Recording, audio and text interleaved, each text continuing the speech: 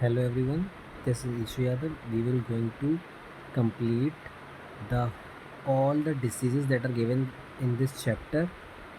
So let's start. Common diseases in the humans. A wide range of organisms belonging to the bacteria, viruses, fungi, protozoa, helminth, etc. could have disease in man. है ना? वो disease कोई भी कर सकता है, bacteria, virus या fungi, protozoa, helminth कोई भी हो सकता है जो कि हमारे अंदर डिसीज़ कर सकता है।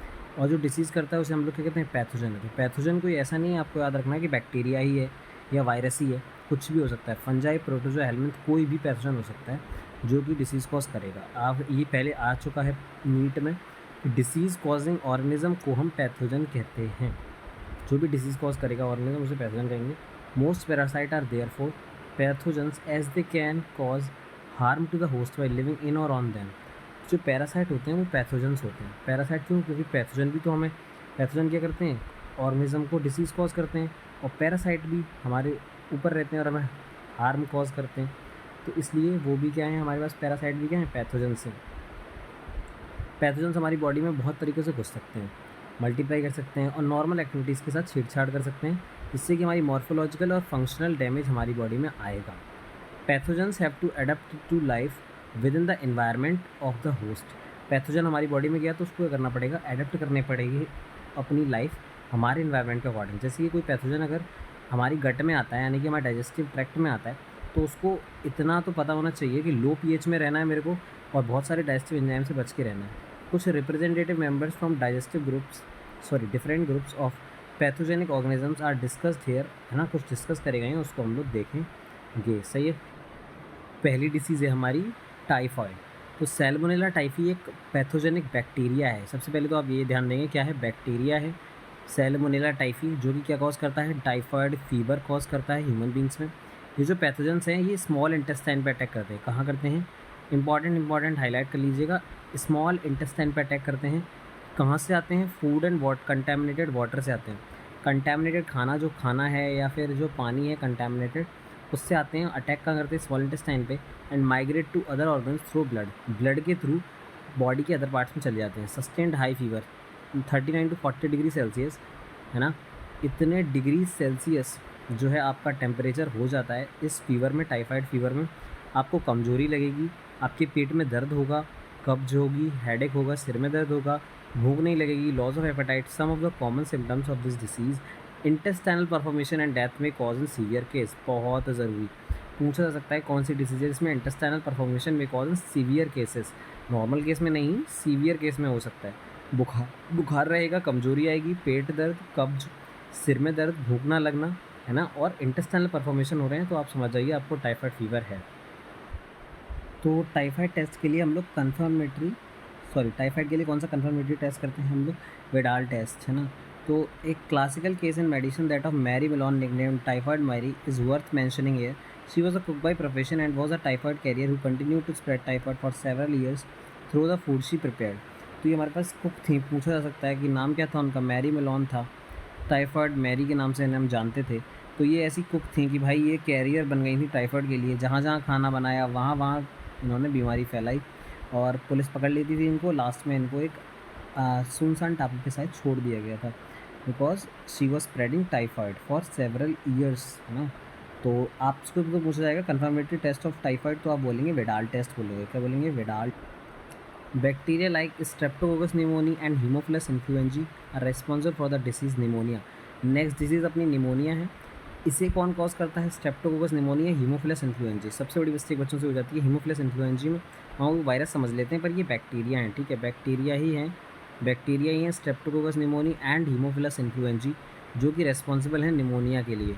इन humans which infects the alveoli, air filled sacs of the lungs, है ना। एयर फिल्ड सैक्स जो लंग्स के होते हैं ना, एयर फिल्ड सैक्स जो लंग्स की एल्वेलाई में होते हैं ना, उनको अफेक्ट करते हैं ये। मतलब समझ रहे हो आप, इनर रेस्पिरेटरी ट्रैक्ट को अफेक्ट कर रहे हैं ये। तो एल्वेलाई को, एयर सैक्स ऑफ लंग्स को इन्फेक्ट कर रहे हैं। As a result of infection alveoli जो हैं वो फिल्ड हो जाती हैं, severe problems in the respiration. तो इसकी वजह से क्या है कि जो एल्वेलाई है वो फ्लूइड फिल्ड हो गई हैं, इससे रेस्पिरेशन बहुत दिक्कत आएगी जब फ्लूइड फिल्ड हो जाएंगी। सिम्टम्स क्या है निमोनिया के, इसमें आपको बुखार आएगा, चिल्स ठंड लगेगी, कफ कोल्ड हेडेक होगा, सीवियर केस में लिप्स और फिंगर्स आपके ग्रेस टू ब्लूइश हो जाएंगे, याद रखिएगा, बहुत अच्छी लाइन है ये, है ना। लिप्स और फिंगर आपके क्या हैं, ग्रेस टू ब्लूइश हो जाएंगे। लिप्स और finger greys to bluish. Healthy person acquires the infection by inhaling droplets aerosols released by infected person और even by sharing traces and utensils with infected person. Dysentery, plague, diphtheria are some of the other bacterial disease in man. याद रखिएगा, अभी क्या है कि NCERT में ये तीन का नाम ही मेंशन है, तो ये तीन के नाम ही देखो आप याद रखना कि ये तीनों किससे होती हैं बैक्टीरिया से होती हैं। इनके अलग अलग बैक्टीरियाज होते हैं, उनके नाम भी होते हैं, पर नहीं मेंशन है तो कोई बात नहीं, पर ये तीनों बैक्टीरिया से होती हैं, याद रखना ज़रूरी है। अब आ जाते हैं वायरल डिसीज़ पे, है ना। Many viruses also cause disease in human beings. Rhino virus represent one such group of viruses which cause one of the most infectious human elements, the common cold. तो अब जो कॉमन कोल्ड है ना, ये upper respiratory tract में रहता है। Pneumonia में आपने देखा फ्लूइड फिल्ड कैविटी हो गई है आपकी लंग्स एल्वेलाई वाली, जिससे आपको रेस्पिरेशन में प्रॉब्लम हो रहा है। लेकिन ये क्या है, most infection human elements common cold जो है वो आपको केवल नोज़ और रेस्पिरेटरी पैसेज पर जाएगा, पर लंग्स तक नहीं जाता, ये केवल ऊपर तक रहता है, नोज़ और रेस्पिरेटरी ट्रैक्ट में रहेगा, not the lungs. Common cold is characteristic by nasal congestion, आपकी नाक बंद हो जाएगी, डिस्चार्ज भी होगा, नाक बंद हो जाएगी, डिस्चार्ज भी होगा, मतलब दोनों काम ही होते हैं भाई कॉमन कोल्ड में। सोर थ्रोट होगा आपका, सूख जाता है गले में, है ना। होर्सनेस, भारी आवाज़ होना, कफ, हेडेक, टायर्डनेस, थकान सी भी हो जाती है कॉमन कोल्ड में, ठीक है। सारे सिम्टम्स याद रखो भाई, सोर थ्रोट, हॉर्सनेस, कफ, हेडेक, कोल्ड, सब में लगा दो ये तो विच यूज 3 for 7 days, है ना। ये 3 से 7 दिन के लिए रहता है। कितने दिन तक रहेगा, 3 to 7 days रहेगा।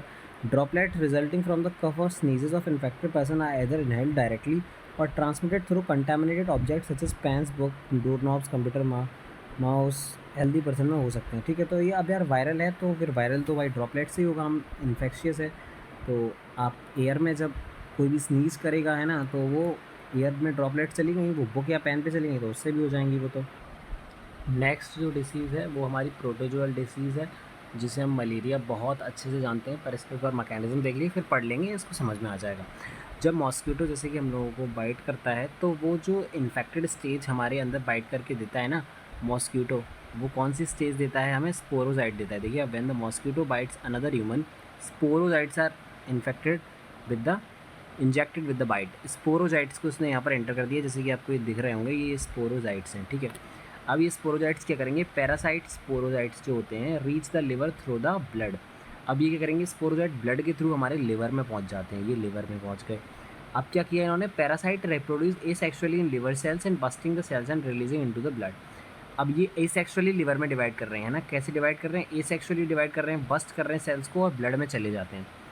अब यहाँ से ये ब्लड में गए, पैरासाइट रिप्रोड्यूस अब एसेक्सुअली आरबीसी में करेंगे, पहले लिवर में करा, देन आरबीसी में करेंगे, बस्टिंग द आरबीसी, पहले लिवर की सेल्स को बस्ट किया, अब आरबीसी को, और फिर हम लोगों को आता है fever, released parasite infect new RBC, है ना। अब जो वहाँ से आरबीसी को डिस्ट्रक्ट करेंगे, फिर आरबीसी से डिस्ट्रक्ट होकर जो नए पैरासाइट्स निकल रहे हैं ना, यहीं से एसेक्सुअली डिवाइड करके नंबर बढ़ा रहे हैं, तो रेड ब्लड सेल से निकल के फिर से रेड ब्लड सेल को और ज़्यादा ये डैमेज करते हैं। उसके बाद क्या करेंगे, ये ना सेक्सुअल स्टेजेस बना लेते हैं, और सेक्सुअल स्टेज जो है वो आरबीसी में डेवलप होती हैं, है ना। पूछ सकता है कि कौन सी सेल्स में आपकी सेक्सुअल स्टेज आपके प्लाज्मोडियम की डेवलप होती हैं, तो आप कहेंगे सेक्सुअल स्टेजेस आरबीसी में डेवलप होती हैं। फीमेल मॉस्क्यूटो ने क्या किया, अब जी हमारे आरबीसी में आ गई गैमेटोसाइट्स, तो फीमेल मॉस्क्यूटो ने क्या किया, गैमेट्स को अपने ब्लड मील के साथ इसने यहाँ से ले लिया, है ना। जो गैमेटोसाइट्स हमारी मतलब आरबीसी में बने हुए थे, उसको इसने ब्लड के थ्रू ले लिया। अब फर्टिलाइजेशन कहाँ होती है, मॉस्क्यूटो की गट में होती है। मतलब गट क्या होता है, गट का मतलब वही होता है इंटेस्टाइन वगैरह, तो मॉस्क्यूटो की गट में इसका फर्टिलाइजेशन होगा। लेकिन ये स्टोर कहाँ होती है, सलाइवरी ग्लैंड में होती है। किसके, हमारे, नहीं, ये मॉस्क्यूटो के सलाइवरी ग्लैंड में इसके, है ना, ये स्टोर हो जाएंगी जाके कौन सी स्टेज, जहाँ ये फर्टिलाइजेशन होने के बाद की, फर्टिलाइज होने के बाद जो स्पोरोजाइट बन जाते हैं ना, वो वाली जो स्टेज होती है, फर्टिलाइजेशन हो गई कहाँ, इसके गट में, उसके बाद स्टोर कहाँ होगी, सलाइवरी ग्लैंड में स्पोरोजाइट। अब जो मैच्योर इन्फेक्टिव स्टेज है स्पोरोजाइट, वो एस्केप कर जाएंगी गट से, और सलाइवरी ग्लैंड में मैंने आपको जैसा बताया वो चली गई। अब यहाँ सलाइवरी ग्लैंड से जब वो फिर से बाइट करेगा, तो ये फिर से हमारी लिवर सेल्स में जाएंगी, फिर आरबीसी में जाएंगी, फिर से वही पूरा सिस्टम चलेगा। अब आइए देख लेंगे एक बार। अब देखिए, सम ऑफ द ह्यूमन डिसीजेस, है ना, Some of the human diseases are caused by protozoans too. You might have heard about malaria, a disease man have been fighting since many years. Plasmodium, a tiny protozoa होता है एक जो कि responsible है this disease के लिए। Species होती हैं, एक तो होती है वाइवेक्स, एक होती है मलेरिया और एक होती है फेल्सीपेरम। सबसे खतरनाक falciparum are responsible for different type of malaria. Of this malignant कौन सा है? Falciparum is most serious and one can even be fatal. अब हम डिस्कस करवाएंगे वही, देखिए plasmodium enters the human body sporozoite की तरह गया। बाइट किसने किया था हमें? फीमेल एनाफिलीज ने बाइट किया था, यही वेक्टर थी इसकी प्लाज्मोडियम की। तो पैरासाइट ने मल्टीप्लाई कहाँ किया? पहले तो लिवर सेल्स में किया, देन आरबीसी पे गया, देन उनको रप्चर किया, उसके बाद रिलीज़ किया इसने हीमोजॉइन। ये पूछा जाएगा, अच्छा सवाल बन सकता है। हीमोजॉइन को रिलीज़ किया जो कि हमें बुखार लाएगा, हर 3 से 4 दिन में बुखार आता है। फीमेल एनाफिलीज मॉस्किटो ने बाइट किया इन्फेक्टेड पर्सन को। ये पैरासाइट अब कहाँ चले गए? मॉस्किटो की बॉडी में चले गए जब दोबारा से इसने आरबीसी हमारी ले ली ना। एंड अंडर को further development parasite multiply within them to form sporozoite. अब ये मॉस्किटो की गट में डिवाइड कर रहे थे और स्टोर कहाँ हो गए? सलाइवरी ग्लैंड में। When these mosquitoes bite an human, sporozoite फिर से हमारी बॉडी में आ गए, दोबारा से ये साइकिल रिपीट हो जाएगी। क्या हो जाएगी? रिपीट हो जाएगी ये साइकिल। यही लिखा हुआ है, टू मरीले पैरासाइट रिक्वायर्स 2 होस्ट, है ना। इट इज़ इंटरेस्टिंग, उनको 2 होस्ट चाहिए, ह्यूमन चाहिए और मॉस्किटो दोनों चाहिए। तो ये 2 होस्ट वाला हो गया ना, ये जो आपका मलेरिया है प्लाज्मोडियम, है ना। तो मलेरिया कॉजिंग प्लाज्मोडियम, इसके पास 2 होस्ट हो गई, फीमेल एनाफिलीज हो गई एंड वो जो फीमेल एनाफिलीज है वो तो मॉस्किटो वेक्टर हो गई और ह्यूमन होस्ट हो गया एक, तो 2 होस्ट हो गए इसके। नेक्स्ट जो डिसीज़ है वो प्रोटोजुअल है हमारे पास, अमीबिक डिसेंट्री। तो एंटामेबा हिस्टोलिटिका जो हमारे पास होता है वो प्रोटोजन पैरासाइट होता है लार्ज इंटेस्टाइन, है ना। वो जो स्मॉल इंटेस्टाइन में हमारे पास टाइफाइड था, लार्ज इंटेस्टाइन में एंटामेबा हिस्टोलिटिका का अमीबिक डिसेंट्री होती है, which cause amoebic dysentery. Symptoms क्या हैं इसके यार? कॉन्स्टिपेशन होता है इसमें भी, एब्डोमेन में पेन होगा यार। इसके सबसे अच्छा क्या है, इससे सबसे अलग क्रैम्प्स और स्टूल जो है वो एक्सेसिव म्यूकस ब्लड क्लॉट के साथ आएंगे। किसके साथ आएंगे? एक्सेसिव म्यूकस ब्लड क्लॉट के साथ, है ना। आपके स्टूल्स आएंगे, है ना, क्रैम्प्स आएंगे और स्टूल्स आपको एक्सेसिव म्यूकस ब्लड क्लॉट के साथ। हाउस फ्लाई मैकेनिकल कैरियर की तरह काम करेगी, फीसेस से लेके, ये भी कंटेमिनेटेड फूड तो नहीं, लेकिन अच्छा अगर आपसे इन्फेक्टेड फीसेस की बात करी जाएगी तो वो आप याद रखेंगे कि अमीबिक डिसेंट्री की बात कर रहे थे कि इन्फेक्टेड फीसेस से हाउस फ्लाइज लेके आ रही हैं, इन्फेक्टेड फीसेस से हाउस फ्लाइज लेके आ रही हैं, ठीक है ना। अब फिशिस से वो लाएंगी कहाँ? फूड प्रोडक्ट पे लाएंगी और ड्रिंकिंग वाटर में लेके आएंगी। कंटेमिनेट कर दिया ड्रिंकिंग वाटर को और फूड को, और यही इसके मेन सोर्स हैं, है ना। तो आपसे पूछा जाएगा कि ड्रिंकिंग वाटर और फूड कंटेमिनेटेड जो भी जो हाउस फ्लाइज है ना फिशिस से उठा के लाती हैं, वो किस केस में है? तो आप कहेंगे हमारे अमीबिक डिसेंट्री के केस में होता है ना।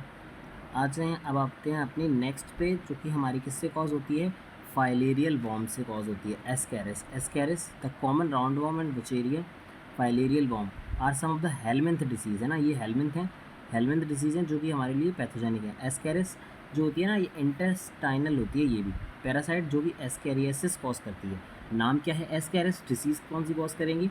एस्कैरियासिस। सिम्टम्स क्या है इस डिसीज़ का?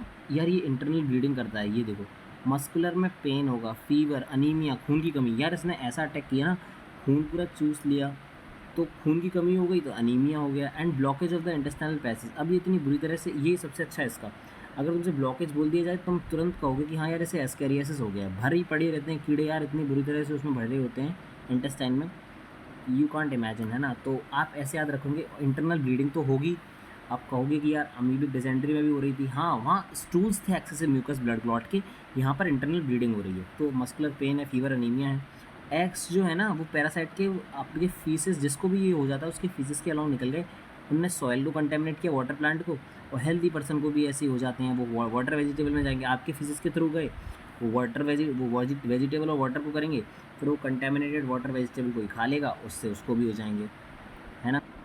नेक्स्ट जो हेलमिंथ डिसीज़ है वो है हमारे पास एलिफेंटियासिस, बुचेरेरिया, है ना, बुचेरेरिया बेनक्रॉफ्टाई एंड बुचेरिया मलाई, है ना। The filarial worm cause slowly developing chronic inflammation of the organ in which they live for many years, usually the lymphatic vessels और the lower limbs, and the disease called elephantiasis और filariasis.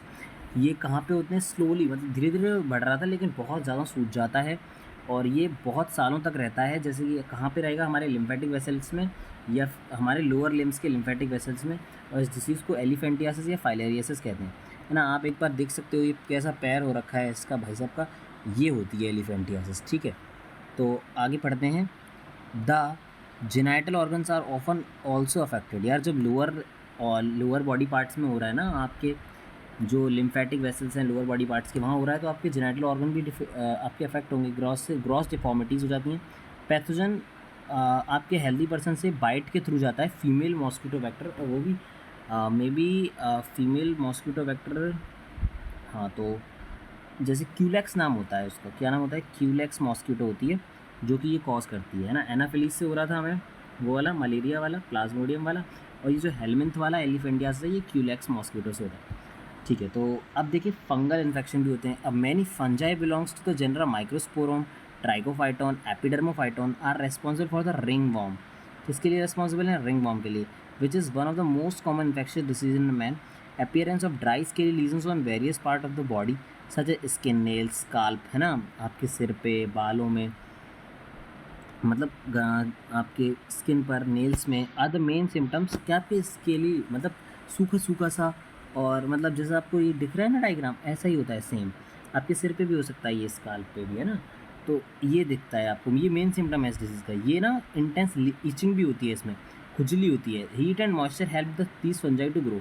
अब जैसे जैसे इनको अच्छी heat और वो मिलेगा ना मॉइस्चर, तो ये अच्छे से ग्रो कर पाएंगे, which make them thrive in skin fold such as those in groin area और between the toes. Ringworm are generally acquired from soil और by using towels, cloth, even. जहाँ भर भी ये बोल दिया जाए ना, ये सारी चीज़ें बोल दी जाएँ, आप तुरंत दिमाग में लाएंगे कि हाँ यार ये वाली जो है ये फंगल इन्फेक्शन है। आप टावल, कॉम्ब ना यूज़ कर लेते हैं किसी के, तो आप क्लोथ्स यूज़ कर लेंगे किसी के। ग्रोइन एरियाज़ में हीट एंड मॉइस्चर की ज़रूरत पड़ रही है, तो ये सब आपके फंगल इन्फेक्शन ही हैं। जो फंगस अच्छे से ग्रो करते हैं हीट और मॉइस्चर में, तो ये सब वहीं आ जाएगा। अब इतनी बीमारियां हो रही हैं, आपको पता है, कंटेमिनेटेड से, फूड वाटर से हो रही हैं। आप कॉम अच्छा यूज़ नहीं कर रहे, टावल अच्छी यूज़ नहीं कर रहे, तो इन सब से बचने के लिए प्रिवेंशन भी कर सकते हैं ना हम लोग। तो मेंटेनेंस ऑफ पर्सनल और पब्लिक हाइजीन बहुत इंपॉर्टेंट है कंट्रोल करने के लिए इन्फेक्शियस डिसीजेस। ये भी तो इन्फेक्शियस थी ना। Measures for personal hygiene include keeping the body clean. सबसे पहले अपनी बॉडी क्लीन करिए। Consumption of clean drinking water, food, vegetable, fruits etcetera, है ना। आप साफ़ पानी पीजिए और धो के खाइए सब्जियों को, फलों को, है ना। Public hygiene includes proper disposal of waste and excreta. यार आपने अगर वो वाला चैप्टर पढ़ा होगा ना, माइक्रोब्स इन ह्यूमन वेलफेयर, तो वहाँ पर ह्यूमन एक्सक्रीटा को मतलब अच्छे से ना सेटलिंग टैंक्स में डाल डाल के बहुत अच्छे से डिस्पोज करते हैं। तो वैसे ही इसको डिस्पोज करो, डिसइंफेक्शन हो जाता है, वाटर रिजर्वायर में नहीं जाएगा, तो उससे हमारे पूल्स, सेसपूल, टैंक्स जितने भी हैं सारे स्टैंडर्ड प्रैक्टिस ऑफ हाइजीन में आ जाएंगे अपने आप ही। बिकॉज अब तुम रिजर्वायर्स में ही अच्छे से जब डंप करोगे एक्सक्रीटा को 2-3 बार, है ना, प्योरीफाई करके, तो वो काफ़ी अच्छा इम्पैक्ट डालेगा। These measures are particularly essential when the infectious agents are transmitted through food and water, such as typhoid के केस में देखा, अमीबियासिस के केस में देखा, एस्केरियासिस के केस में देखा। आपने ना कितने अच्छे से बता दिया उसने। टाइफाइड में भी आपने देखा contaminated food and water, amoebiasis के केस में भी आपने देख लिया, है ना, और एस्केरियासिस के केस में भी देख लिया आपने कैसे फीकस के थ्रू, है ना, वाटर के थ्रू, ऐसे कंटेमिनेटेड के थ्रू हो जाता है। अब एयरबोर्न है, जैसे कि निमोनिया, कोल्ड है, कॉमन कोल्ड है, तो वहाँ पे आपको ना क्या करना पड़ेगा, आपको उनसे अवॉइड करना पड़ेगा, कांटेक्ट में नहीं आना है। For disease such as malaria है, फाइलेरियोसिस, इंसेक्ट वेक्टर से आ रहे हैं जैसे कि, तो उनमें आपके केस में, उस केस में आपको क्या करना है, आपको उनकी वेक्टर की जो ब्रीडिंग प्लेसेस है ना वो हटानी, मतलब वो क्लियर करो। अब जो वेक्टर्स को ही हटा दोगे ना तुम, जैसे कि अब फीमेल एनाफिलीज के लिए तुम हटा देते या क्यूलेक्स के लिए हटा देते जगह, तो आप जब ये साफ़ कर दोगे तो आपको बिल्कुल इनसे आराम मिल जाएगा। This can be achieve by avoiding stagnation of water. आप ना पानी मत जमने दो अपने आसपास, आप कूलर साफ़ करते रहो, मॉस्किटो नेट लगाइए। आप फिशेस जैसे कि गम्बूशिया बहुत अच्छी है, अच्छा क्वेश्चन बन सकता है। कौन सी फ़िश है, गम्बूशिया है, जो कि मॉस्किटो के लार्वा पे फीड करती है। अब लार्वा पे फीड करेगी तो वो आगे मच्छर को भी नहीं होने देगी। ड्रेनेज एरियाज़ एंड स्वैम्प्स में आप इंसेक्टिसाइड डालते रहिए, है ना, जो डिचेस, गड्ढे वगैरह हैं, स्वैम्प्स वगैरह हैं, आप इंसेक्टिसाइड डालिए। Doors and windows should be provided with the wire mesh to provide entry of mosquito.